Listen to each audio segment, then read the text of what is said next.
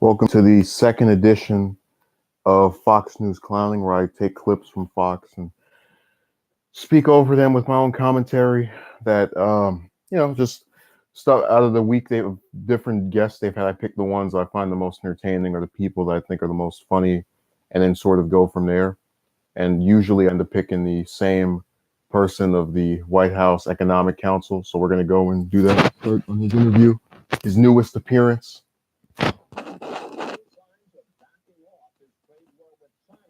Negotiators failed to strike a deal. On Friday, 5,000 categories Chinese products, including furniture, electronics, and other consumer goods. And the president is threatening to impose tariffs on essentially all remaining imports from China. That's another $300 billion of products. Joining us now for an exclusive interview to discuss what happens next, President Trump's top White House economic advisor, Larry Kudlow. Larry, welcome back to Fox News Sunday. Thank you. Appreciate it. I think it's like part of his job description to just show up on Fox every single week. I'm all for clowning Fox News. Sad thing is, people actually believe this propaganda network. Well, yeah, that's why we sit here and we take individual appearances by people and then sift through which parts of it, we don't exactly find to be true. Because sometimes when they're just sitting there talking, they say one or two things like, oh, that actually is going on. But a lot of times the truth is smeared around a lot of, lies and different nonsense. Thank you. I want to start with something that you said a couple of weeks ago when you were pretty optimistic about a trade deal with China. I think we're on about the 7-yard line. Okay, maybe even the 5-yard line, looking into the end zone. What yard line are we on now, and what's going to stop? We may still be on the 5 or the 7, but as I said, that's the last. Those are the tough ones to get. So, look, the situation for us, from our standpoint, we were moving well, constructive time. I still think that's the case. We're going to continue the talks, as the president suggested in his tweet on Friday. But the problem is, 2 weeks ago in China, there was backtracking by the Chinese, and we covered the same ground with Liu He this past week, Ambassador Lighthizer and Secretary Mnuchin. You can't forget this. This is a huge deal, the broadest scope and scale anything the two countries have ever had before. But we have to get through a lot of issues. For many years, China trade was unfair, non-reciprocal, unbalanced, in many cases unlawful. And so we have to correct those. And one of the sticking points is we would like to see these corrections in an agreement which is codified by law in China, not just the State Council announcement. We need to see something much clearer. And until we do, we have to keep our tariffs on. That's part of the enforcement process as far as we're concerned. And the president said things seem to be taking too long, and we can't accept any backtracking. We are representing the United States, the economy, farmers, auto workers, manufacturers. Is a crucial part to this discussion. So we want to be as sure as we can be. We don't think the Chinese have come far enough. We'll wait and see. The talks will continue, and I will say this is a G20 meeting in Japan toward the end of June next month. The chances that President Trump and President Xi will get together at that meeting are probably pretty good. All right, I apologize for that verbal filibuster. I really hated when they asked them a question. They just, okay, that scratching and mulling of sound happened again. Let me see. It's really weird. This sucks. I don't hear it. Let me go back. Yeah, I'm not seeing a problem with the audio, Dirk. But going back to what I was saying, they asked you a very simple question. You have this long, drawn-out answer. Here's the bottom line. That meeting didn't produce anything. They even say in their own little headline, talks between U.S. and China ended Friday with no agreement. Now, most people, if they're being objective, would say, hey, we didn't get anything out of that, which is what happened. But you're going to notice a running theme with a lot of these different White House advisors, and you know they're supposed to do this, you know, no matter who the president is. I get it, but what I've noticed is that anytime they have some bout of, you know, no success or something doesn't go their way, instead of just saying we screwed up, we're going to try and see if we can, you know, do this again, they like to evade admitting where something doesn't go their way and try to present it as if that was all part of the plan. Oh, well, that, you know, we can easily rectify. It's like, no, you guys just wasted time. Just like with the summit meeting between the U.S. and North Korea. The first one was all right, you know, didn't really, no real formal agreement, but it still went well according to both sides, right? The second one ends with no agreement, and the two of them just like literally, you know, saying the other one wasted their time. Then you hear Trump's national security advisor go, well, you know, we wouldn't call the talks a failure because the talks were meant to. It's like, no, you didn't get anything out of it. And the same thing here, you didn't get anything out of it. So just say we're going to try to meet again. That last talk wasn't successful. It happens. But for whatever reason, you can't get them to just acknowledge we didn't make any progress in this particular meeting. It's the hardest thing in the world, apparently. Stock market, which had dropped dramatically on Friday with news that the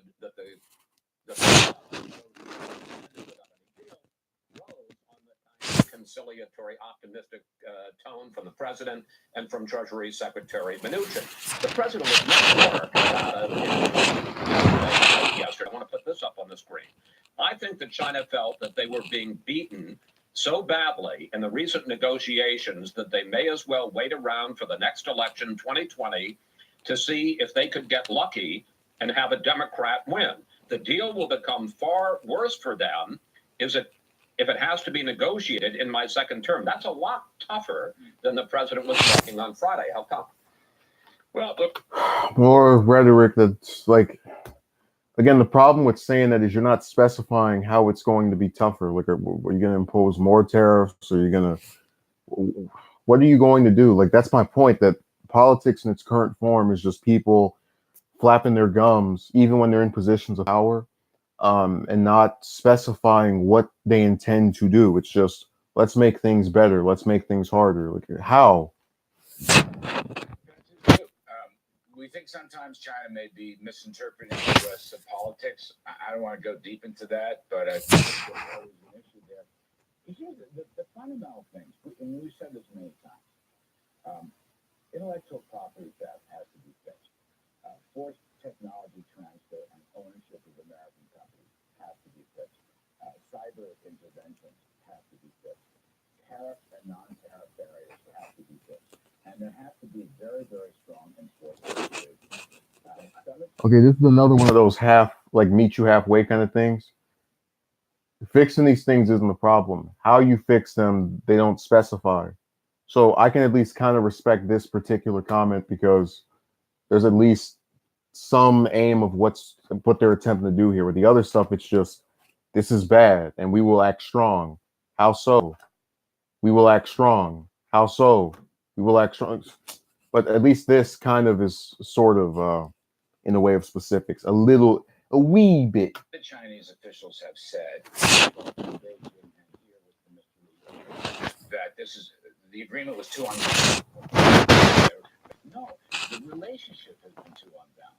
And because of these problems of unfair and sometimes unlawful trading practices, we have to have a very strong agreement to right these wrongs before we will be satisfied. All right, I want to go through a quick analysis, and I want you quick answers here, like a lightning round on where we stand right now.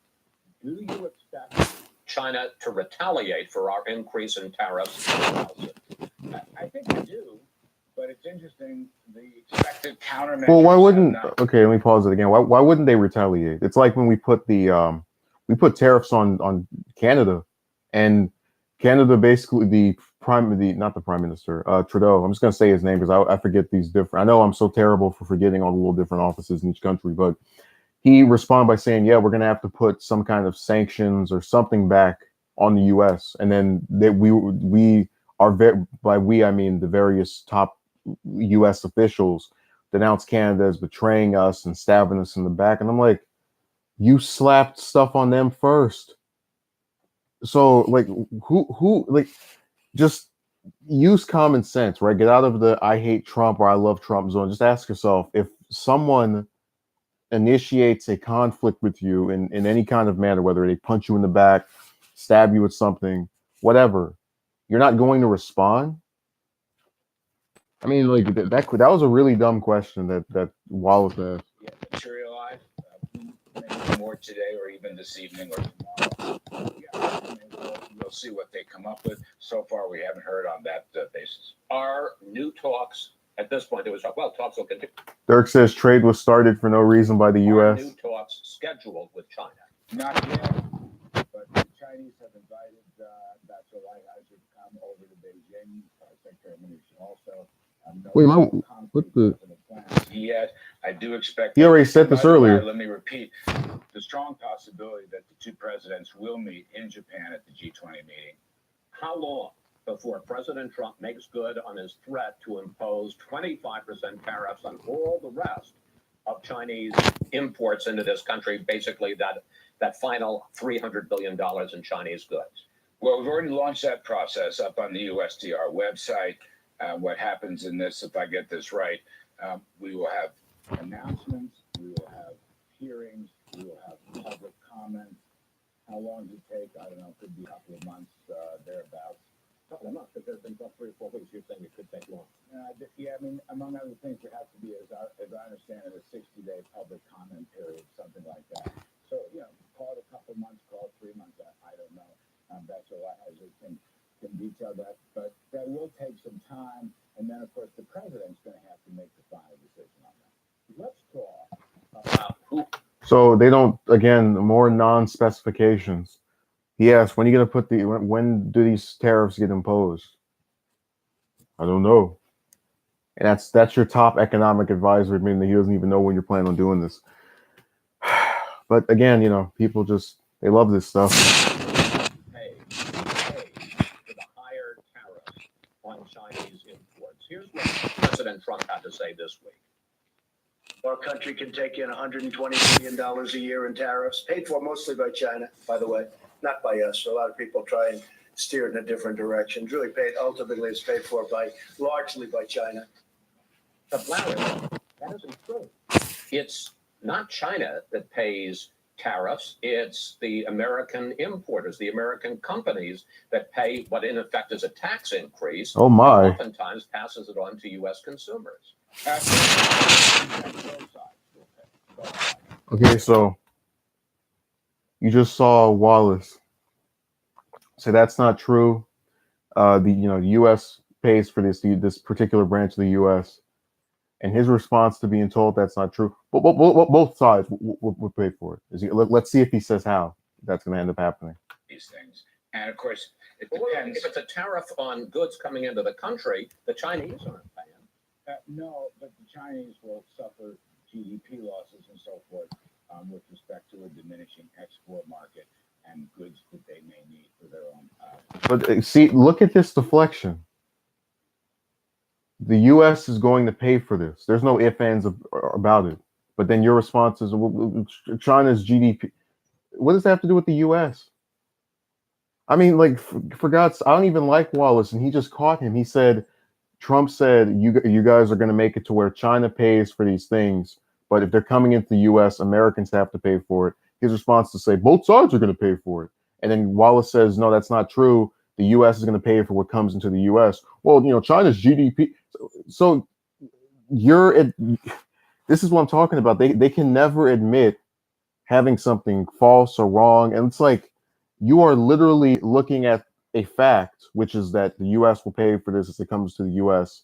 and just throwing it out the window because it doesn't fit your narrative. And he's getting questioned like this on Fox. I don't pre-screen any of these different speeches or public opinion, any of the stuff I play on these Fox News clownings. So I had no idea that he actually, got this blowback from Wallace. This is great. But the president says China pays the tariff. They may suffer consequences, but it's U.S. businesses and U.S. consumers who pay, correct? Yes, to some extent. I don't just Can never just say yes. Well, to an extent. So you went from both sides, which you would think is 50-50, right? Now it's which one is it? Because to an extent would make me think, okay, that's a little bit, maybe I'm a little piece of it. What is the number here? Like no one's, this is why I hate the fact that they go on these different interviews and they don't specify anything, they just sit there and make everything sound so bright and wonderful. Then when you say, hey, can you let me ask you about this, they do these things of trying to weasel their way out of answering the direct question. Like this answer he gave earlier in the stream, which was about, like the start of this video that Fox put up with this interview. It was like 3 minutes of him just rambling. Like, what are you talking about? Just get to your point.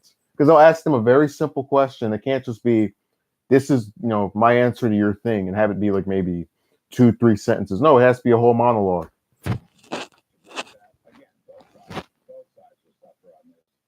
Look, well, I want to pick up on both sides because let's look at one study that projects what the costs are of all U.S. tariffs. Look at the screen.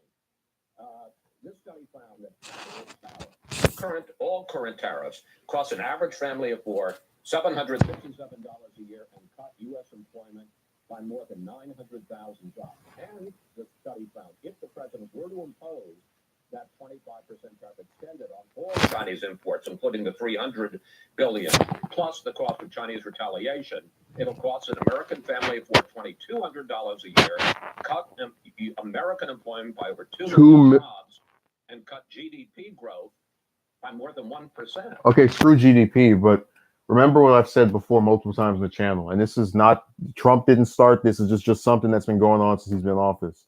Since before he's been in office, rather, excuse me.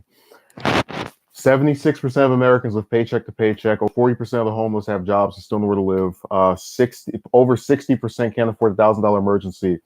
That tariff thing costing $2,000 plus per year, it will have a nightmare consequence. See, as I've stated before, these people like to tell you about all these different jobs and low unemployment.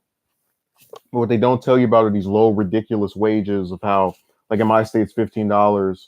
Nationally, it's $7. So they leave out a lot of the intricacies of what people are actually making, and what they're actually making will not sustain them. In addition to these, to having to pay for these tariffs, the 25% increase he was talking about. So it's a doomsday scenario for them, unfortunately. And I keep having to explain to people, they don't care because they're rich. I mean, like if I have $1 million and I'm seeing some people struggle to pay for some, some $2,000 thing every year, I'm not going to get it because I don't have to struggle with that.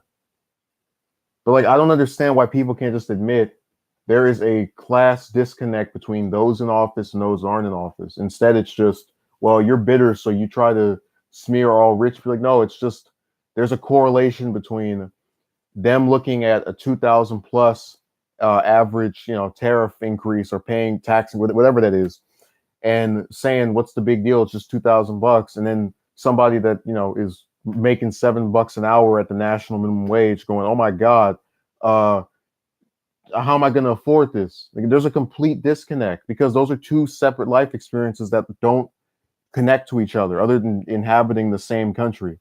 Dirk says this is for business. They will just tell everyone to pull themselves together. Oh yeah, that's what they love. Innovation and your bootstraps and all that crap.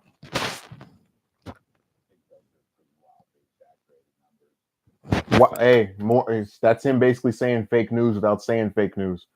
Those are wildly exaggerated numbers. Your own network is projecting numbers, and you're like, no. It's like, because remember, they choose to go on Fox because they think it's friendly to them.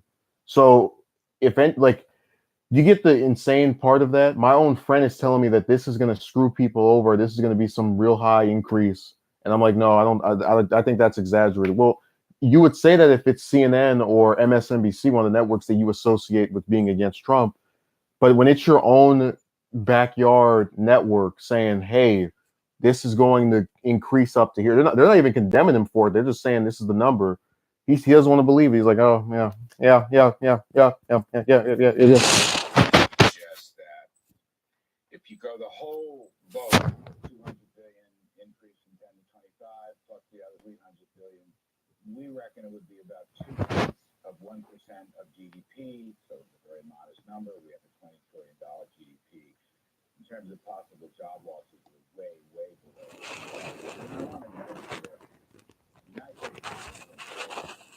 The numbers are coming in terrific, better than anybody expected on growth, on jobs, on unemployment, on wages, on productivity. They're terrific. We've already been over this. That wage increase thing is not true. Okay, Dirk says even Fox News taking their partisan blinders off on this issue. Yeah, they don't. That's what I'm like. I've noticed that when they interview a lot of these different Trump associates, they occasionally take their gloves off. Like I remember they did the interview with the former EPA administrator Pruitt when he was about to get terminated. They went after him. I love the interview. They asked him so much stuff. I almost felt like I was interviewing him. Like they were going after him on things that these networks, when you're in office and you're in power, they completely ignore. Like it was crazy. But we've already been over like all the discrepancies. Like that wage increase thing is a lie. Wages have been stagnant for 40 years. He's just saying that so he can make this economy thing sound better than it actually is. But also, and here's what is crazy, right? If you're a Trump supporter and you believe that the economy is doing so well, then that should tell you that deficit thing that they try to like smear Democrats and liberals with whenever they talk about, trying to impose some social program to help people and how, oh my God, we can't afford this.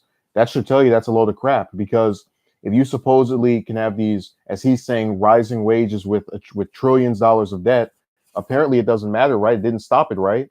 But again, they use stuff to their advantage, and then they take it and stick it, far away from whatever they're talking about. Then when you propose something, here we come with the deficit. Now we're going to start speaking about saving and being fiscally responsible and all that, hocus and pocus.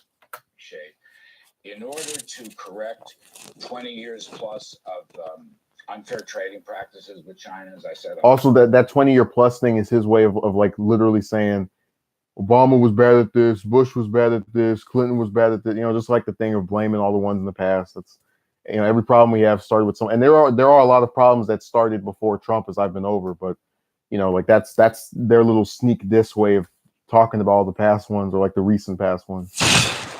Trading practices.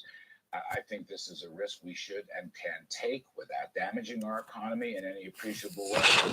Note, as others have, maybe this is part of your lightning round bullets. Maybe the toughest burdens on farmers, the agriculture sector. We get that. We've talked before on lost exports. I think we got an authorization of $12 billion. We'll do it again. Did you see Wallace's face? He's just like.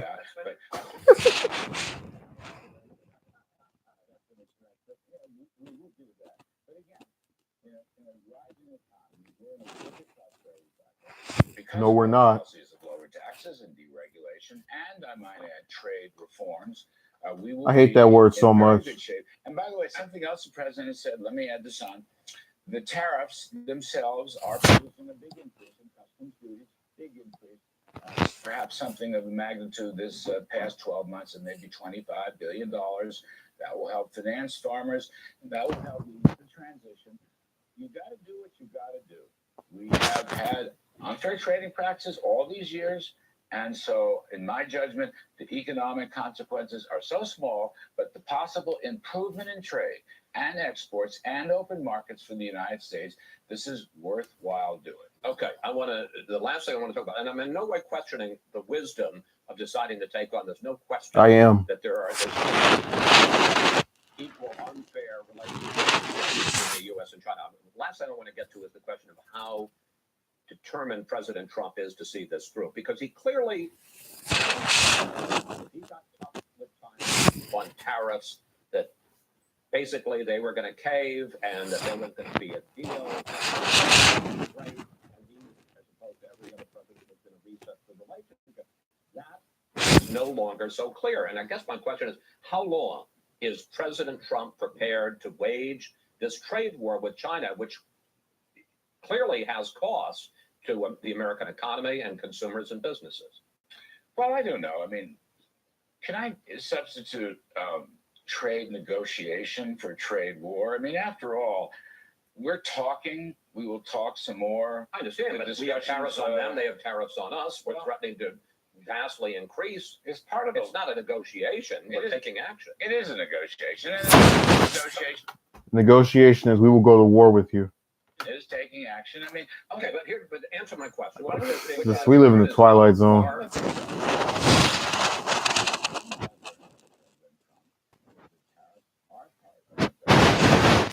But you're talking about a trade war. What, like, in what bizarro world does the word war have to do with negotiation? Yeah, you said it right, Dirk. This is stupidity, but it's like those two things cannot coexist. You can't have war and then negotiations at the same. Like, no, you try one, if the other one doesn't work, then the other one usually starts up. It's one way or the other. And they show that we do mean business.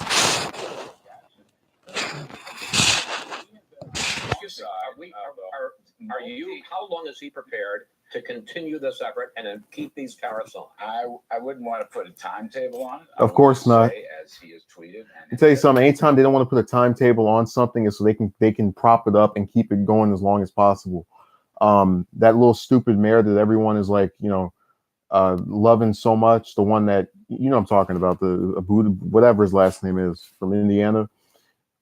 They asked him about, well, do you want to get out of Syria? He's like, oh no. It's like, okay, well, when do you want to get out of there? No timetable. He is on. It can still be negotiated in the future. Yeah, booty judge. Man, he's terrible. Also, I don't know if you saw his, the Warhawk. And what's really weird is that a lot of times you think those mayors and those people that are supposedly from those liberal cities might actually want to end this stuff, because they're not, like, you wouldn't when you think of people who are like bought out and by defense contractors, you don't think of mayors. But apparently he's one of them. Like, he actually, like, supports all these different conflicts. Like, the only one I saw him, only two I've seen talk about ending are Yemen and Afghanistan. And it's like, everybody wants to get out of Afghanistan now. Like, most people that are, trying to run for president are saying, let's get out of Afghanistan. They're all jumping on that one. So when you start coming around saying, oh, let's get out of Syria too, or rather, let's not get out of Syria, that's where you cut me off, because it's like, okay, well, then what the hell are you? If you're going to stay here and then be there, it's like, dude, what are you talking about? We got another minute of this thing, and then we can go over to the other person. Very good thing. Negotiations, over time, stop, go. Stop, The go. speed may be faster, the speed may be slow. This is not at all unusual. Economic cost and political cost and pulls back. I don't want to second guess that. I don't want to put timetables. That's completely The president. But you're not ruling it out. I think the economic costs are de minimis. The potential economic gains of a good deal that opens up China and makes them legal trading partners, those gains are huge. So that's a cost-benefit analysis that I really like. Politically, I think the country is completely behind China. And in fact, No, we're not. Oh man, it's like, that's my point, that the leading Democrats are right wing too. That's why when I see like these people who call on Twitter, like, because I told you that's like the literal butt of the internet. I've seen Trump supporters call Pelosi a communist. Like, that's how warped in their minds they actually think their views are from each other. It's so stupid. I've supported the president in this. I think it's sometimes you can do the right thing, and in a sense, this is a bipartisan cause, and it's long overdue. So let me repeat my point. It's worth doing. We have to change the trading relationship between the two countries for the benefit of the United States and its workforce, and its ranchers and farmers and so forth. We have to do this. President's spot on. Larry, thank you. Thanks for your time. I must Thank say, God this I hope interview's you over. enjoy our conversation. I hate these conversations. That's why I'm here. Thank you. One person asks a couple of decent questions, the other one sits there and deflects. That's over, man. All right, let's get to the other fun part. When Democrats took control of the House in the 2018 midterms, They gained subpoena power. And they're trying to use that power to look into the president's conduct and business dealings, moves the president's lawyers have called an all-out political war. Joining me now, Massachusetts Congressman and 2020 Democratic presidential candidate Seth Moulton. Congressman, welcome to Fox News Sunday. It's great to be here, Chris. Actually, I don't think I've ever heard I'm his wishing voice you a before. Happy Mother's Day, but I am going to wish my mother a Happy Mother's Day and my wife. See, like, who cares? Like, right off the bat, you're already stupid. You're on this network to get interviewed about some topics that have to do with people's welfare and, you know, state of being, and you're going to start talking about, you know, your old lady and your mother, and it's like, dude, like this is why I hate a lot of these modern politicians, because all they do is sit here and flap their gums about a bunch of people that, by virtue of being private citizens who are running for office, are not significant to the topic at hand. And they do that because they think it's going to make the people fall in love with them and like them. It's like, no, man, just, oh God, already so. And my daughter, Emmy, I love you. You want to do Aw. .com to fundraising? No, I'm teasing. That's very lovely. No, I agree. I agree. And Lorraine, I wish you a very happy Mother's Day, because thanks for showing me up, Congressman. All right, before we get to all the questions about the House and the White House, after President Trump raised tariffs on Chinese goods on Friday morning, you tweeted this. I want to put it on the screen. Whether it's farmers, I apologize, you can't read that. and their paycheck, never. Dirk says this guy is running. He is going to drop before the end of June. I truthfully believe every single person who's currently in the race is going to stay until maybe like August, September. Because if they got in early and they don't see any success, they're going to have this thing in their head of going, oh no, I'm definitely going to start rising in the poll after the next 5 debates, and people are going to know who I am. And then when those debates keep happening and they keep staying at 1% and 2%, that's when they're going to realize maybe this is futile after all. So yeah, I personally believe he's going to stick around a little bit longer than that. But hey, I hope he gets out sooner. It'll be nice and get rid of this filler. That's a filler candidate.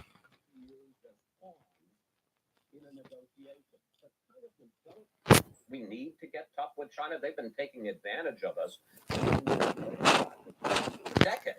We absolutely need to get tough with China. I'm gonna rename this Not just on trade, the China but edition threat because to everybody's talking about this.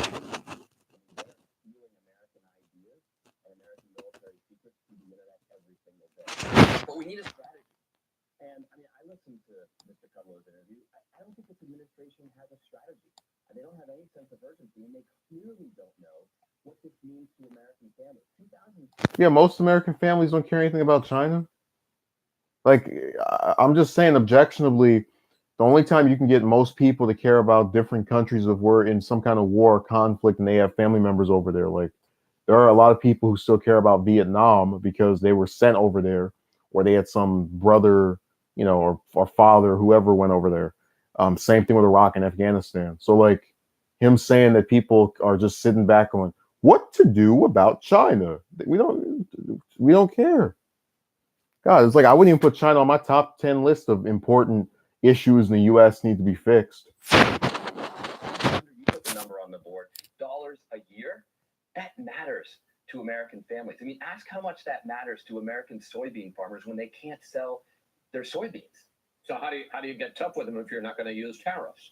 You have to have a comprehensive strategy. And I'm not saying the tariffs shouldn't be an option on the table, but that means that we actually build our alliances in the Pacific. I'm calling for using the NATO model in the Pacific to help contain China in North Korea. The president's been doing the exact opposite. He's been undermining our allies across the globe. Here we go with that again. Using institutions like the World Trade Organization. Now, that's not perfect. He's been undermining our allies as he continues to deny the human rights of the Palestinians at the behest of Israel. He's been undermining our allies as he's continued to bomb Yemen at the behest of Saudi Arabia. Like, what are you talking about? Like, I've heard people use the same stupid line about what he's done abroad. Like, you don't even get, that's a generic, dumb phrase that has no basis in reality. Because if Trump was truly, you know, like America first, screw all these other countries, we would have ended both of those conflicts a while ago. And we're not even technically involved against the Palestinians, but you know, like as far as giving verbal support to Israel and whatnot, you know what I'm saying? They're right-wing government, Likud party. But he's stupid enough to be like, oh yeah, Trump has undermined our allies. In what way? And notice they never give an example. It's not going to solve it. But every case that the Obama administration has brought before the WTO against China, every single one has been decided has been in our favor. So the president's simply lying when he says the WTO doesn't work. We need to have a comprehensive strategy for China because they What strategy? But just wielding tariffs like a cudgel because it makes the president look tough, that only hurts. But you're not saying what your strategy is makes you look stupid. So All right, let's turn now to the escalating battle between the House and the White House over the Russia investigation and where it goes from here. The president is fighting all subpoenas for documents and current and former advisors to testify before Congress, and the House Democrats are fighting back, either in one case voting in a committee for contempt of Congress and others threatening to vote. Here was the president's reaction to that. let's hear it. With all of this transparency, we finished no collusion, no obstruction, right? Then I get out the first day, they're saying, let's do it again. And I said, that's enough. We have to run a country. Does President Trump have a point? I mean, the Mueller investigation went on for 22 months. It cast a cloud over. Oh yeah, by the way, because I was thinking that investigation lasted a while. It turns out not really. Apparently, the average congressional investigation lasts 3 years.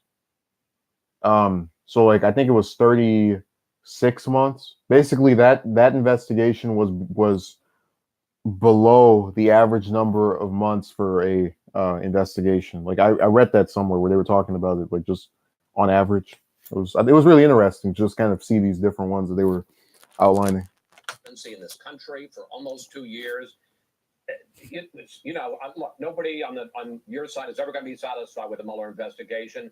But why not go on and deal with pocketbook issues that really affect people's lives? Voters are going to decide in a little over a year in the 2020 whether they want President Trump or not. The Electoral College is going to decide if we want to keep him or not.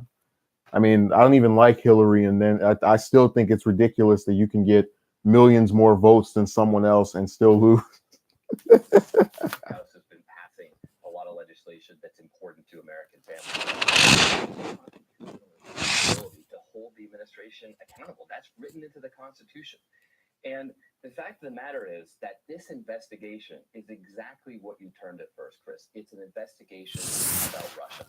And whether you're a Democrat in the House or you're the biggest Trump supporter in America, every American should want to know why Vladimir Putin wanted Trump elected president. But you're not investigating, but the House Democratic investigations are not about Russia. They're about Trump. You're subpoenaing him, well, not him, but some of his top people, Barr, McGahn. It's not about Russia. It's about Trump. Well, you said like the S. Oh, he rushed it because he was scared that Mueller would include his business, like the SDNY courts. Well, I don't doubt that there was some kind of meddling with that, but again, my point is they keep the narrative when it comes to that special counsel investigation is that it was this long drawn out thing that was for nothing, right? But then it wasn't truly that long because most of these investigations are longer than it. Well, we need to hold the Trump administration accountable because that's our constitutional. See, they just keep using these same words: accountable, comprehensive, reform. Like, give me some specifics. What are you going to do? It's But you're like a broken record. Criticizing us for not focusing enough on Russia. I mean, that's why I'm in this race to talk about national security because Democrats. No, you're not. No, national security would be you talking about our interventions in Yemen, Syria, Somalia, Pakistan, Iraq, Afghanistan. Instead, it's going to be, Russia's doing mean stuff to us, and we got to protect us from the election. And I'm so scared of Assad. He's going to come and do some more evil stuff in Syria, and we have to get Maduro out of Venezuela. Those are going to be I guarantee you, it will be either those three or it'll be two of those. It'll be the Russia stuff and then maybe Maduro, and that's it. Like, don't kid yourself. And because I can, if you want a national security candidate, you can look at Gravel. Um, he had a whole outline of different positions he had on foreign policy. So let's not pretend like, this is the gold standard of people who are going to talk about international issues. Like, no, this is a clown who is obsessed with Putin and Russia and is trying to mask that by saying, I'm concerned about our national security. No, you're concerned about that one little speck of the world versus everywhere else that we're currently involved with. So, no one's buying it. Be leading on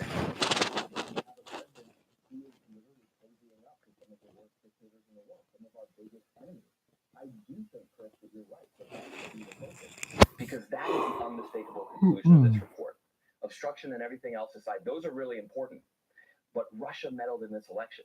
And don't get me wrong, they're going to meddle in 2020 as well because this administration has done nothing to stop them. See, already doing the fear mongering. So Russia's going to mess with us again.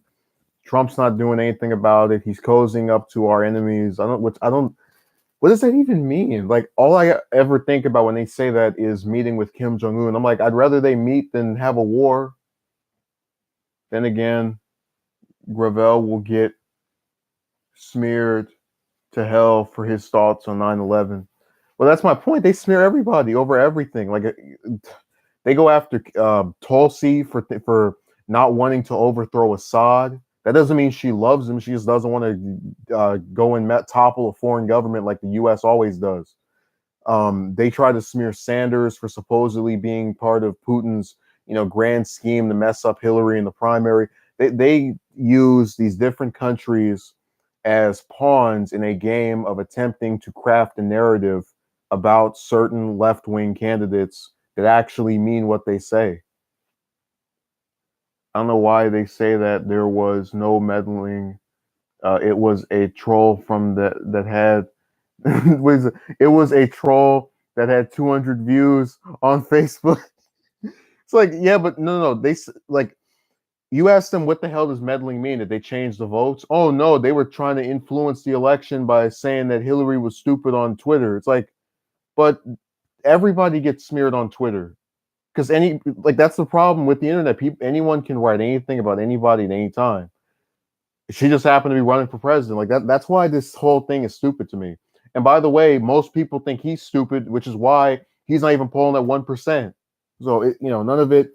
My position's not that far off from what the rest of these people think about this particular candidate and his ideology.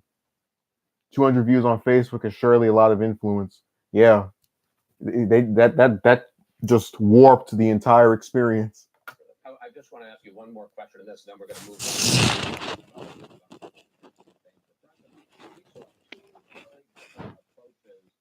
This week to the Russia investigation from the two top leaders of the House and the Senate.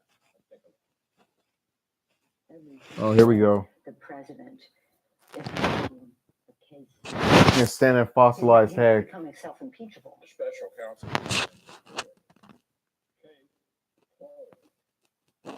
Yeah, that was misleading because I thought that when they said we saw from the top of the House and Senate, I thought they were going to show Pelosi and Schumer because they're the top Democrats in both chambers saying like different stuff. Instead, it's like, what do you expect? They're from the opposing parties. The Democrats would be in a stronger legal position to get access to documents, to get access to advisors of the president, if you were to open a formal impeachment proceeding. Not saying necessarily even if it's president, but open it and seek all of that. Open and close. Constitution. It's in the Constitution, impeachment. Do you support that? I do. In fact, I supported it last year. I think we made a mistake as a party by waiting until the Mueller report came out. The fact of the matter is that this is our Constitution. A lot of people make the argument that it's not a politically opportune time for us to proceed with this, to have this debate. Don't forget, Congress does two things. We debate things, and then we should vote on impeachment. Have that debate. I called that for that. That's so boring. And we should be discussing it because it's our constitutional duty. So politics aside, Chris, How about just doing the right thing by the Constitution? Man, look at that grandstanding. I swear, I wish Dirk, I wish I could just stop doing live streams and then like take every video I do, and if it's me like doing a talk over of one of these, stick that clip from New Year's Day of Deese or whatever his name was on C-SPAN saying it's going to be a year of mudslinging and grandstanding, because that's literally what this is. Like, oh man, I want to do the right thing and my party chose not to do it, but I feel compelled as a member of Congress to do what I believe is the correct thing to do in spite of it not being the opportune to. No, you have no platform other than whining about Putin and Russia until you're blue in the face, which is why most people are not supporting your candidacy and you're polling below the rest of the field, because you stand for nothing and you're a cardboard cutout. Okay. You got into this Democratic presidential race pretty late, April 22nd.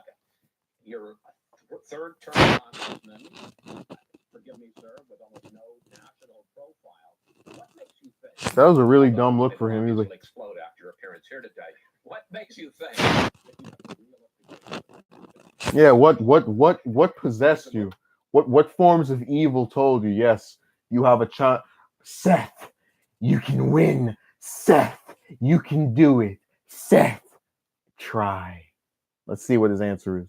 The most important thing to Democrats is beating Donald Trump and bringing this country together. Okay, more empty rhetoric. It's like, yeah, people want Trump out of there, but they also want something that like they want to know what they're getting.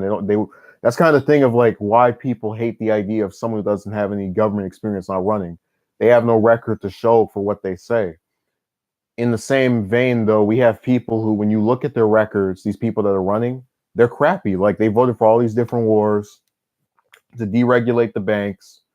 Hell, a lot of the people that are going after Trump on different issues used to be on the same side of the issue.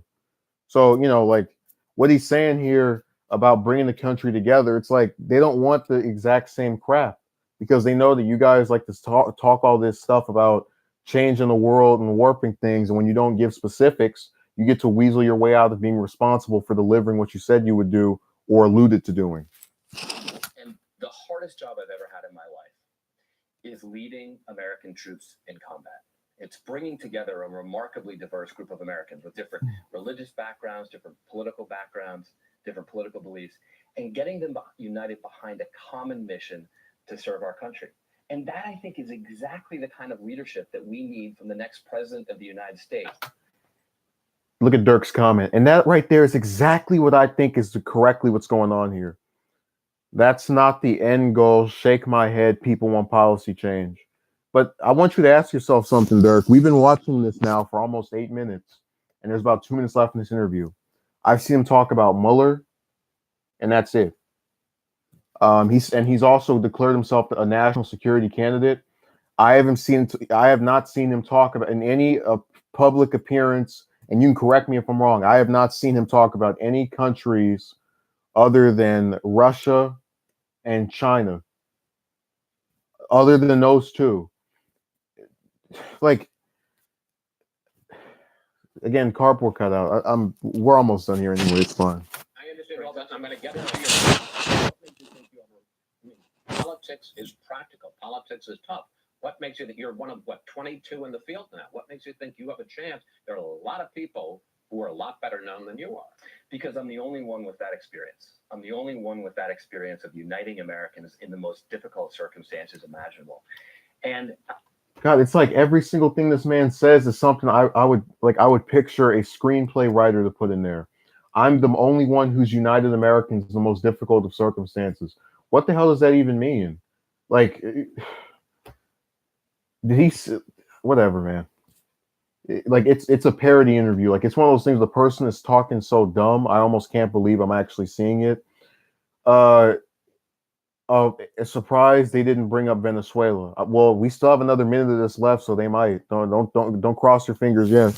I'm also the only one in this race that is taking on Donald Trump on issues of security, on strength, on what we which is a lie because we had the Yemen vote that was organized by Sanders, a presidential candidate, along with Mike Lee and Chris Murphy, who, you know, they're not running for anything right now. But you get my point that if trying to put legislation through Congress that gets us out of one of our 7 current military interventions isn't taking the president on in national security, what the hell is calling for investigations for 3 years? I mean, damn, like, ugh. Uniting is what way they make him in a factory and inject the talking points in. They just like stick that needle in his arm. It's like, Unite America, Unite America, Unite America. Trump is bad, Trump is bad, Trump is bad. Little toy. need to do to make America stronger, on what it truly means. I don't believe that we can win this race if we don't challenge Donald Trump, not just on his job as president, but in his job as commander-in-chief. And we But it's the have to same challenge him thing. if we're going to win. And briefly, because we're running out of The time. president is commander in chief. What the hell? What is, you say, you keep talking about security, defense, foreign policy. What is the molten foreign policy? We need a totally new generation of arms. We need to be challenging China on developing artificial intelligence, on building a cyber wall to protect America, not building, you know, a 5th century border wall. China. Wow, they brought up immigration that had literally nothing to do with China, or with him asking about what your views on national security are. God damn, man. Let's hear the rest of this. Years ago about building a wall. We need a new generation of alliances because we have to make NATO relevant for today. Because Russia is attacking us through the internet. Okay, Russia and China. Sending tanks into Western Europe.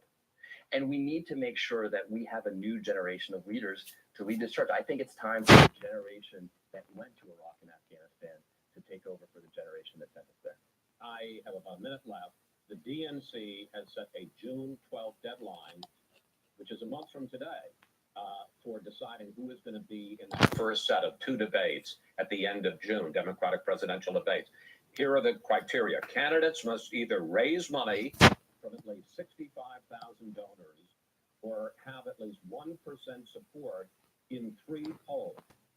If you don't qualify and you don't end up getting on that debate stage for the first debates in June, doesn't that kill your candidacy before it's even really begun? But we're on track to meet those goals. Unfortunately. You said earlier that I got into this race late, and I did. And the reason I got into That was this really race is stupid, that by the I have way. a 7-month-old daughter at home. And nobody cares about your daughter. Leaving her Continue. at home to- it's not an Oh easy my decision. God. I've never even been a father before. But if there's a personal reason why I'm doing this, I didn't enter the race until April so I can be with my baby girl. It's not like I make anybody vote for you. aside from Trump and the policies and everything else, it's that I want my daughter Emmy to grow up and know that I did everything I could to serve this country. Congressman, thank you. Thanks for coming in. We'll be watching how the campaign Oh, goes. thank God it's over, man. That was terrible. Okay, so we're going to close this out now because I've done both of my little segments. I usually do 2 because I want this to go on for like 3 hours. So, Dirk, he brought up the same 2 countries of China and Russia. In spite of the fact that we're bombing 7 other places right now, he said that he's the only person who's challenged Trump on national security, or the top dog or whatever. When he's, to my knowledge, sponsored no bills to get any of these different conflicts that that Trump inherited from Obama, because to his credit, he hasn't started any new wars. But you get my point that like all of it is just him trying to say, like, he doesn't want to admit I'm just a guy who is obsessed with Russia, so he has to like try to make it look as if he cares about all these different countries we're interacting with. That's why he brought up NATO for like 5 seconds, even though that's an organization. But you get my point that if you were to take everything in this interview and put it on paper, it would literally be only 2 countries you actually know his positions on. Everywhere else is like complete. And hell, China is more fixated toward economics and trade than, like actually being somewhere that we're thinking of going to a war, in the classical sense. So it's really just Russia, basically, that he's, serious about. You know, like having it's what an idiot, man. Just so stupid. I didn't have a race because my daughter was born a few months ago. Your daughter is not gonna. She has no bearing on this election. So just like I hate the fact that I have to like speak in a negative or nasty way about people's family members, but they stick them up in the front. Like he starts this off. I'd like to say Happy Mother's Day to my daughter and my wife, and it's like they have nothing to do with this interview. You could have said that to them today when you and called them. Like that was bad enough, right? But then at the end, oh, I didn't. I decided to hurt my campaign tremendously by entering a couple of, a little bit before the deadline for debates because my daughter was just recently born. It's like, no, man, you do not want to win. No one who wants to win is going to hide behind some little girl and say, oh, that's the reason why I decided to be an idiot and not file or try to get in here earlier to, make up for the fact I have zero name recognition. And most likely no one who's voting has ever even heard of me. So all these embarrassments. Anyways, Dirk, I hope you like this. I hope people who see this in the replay like it. Thank you for watching. Have a good day.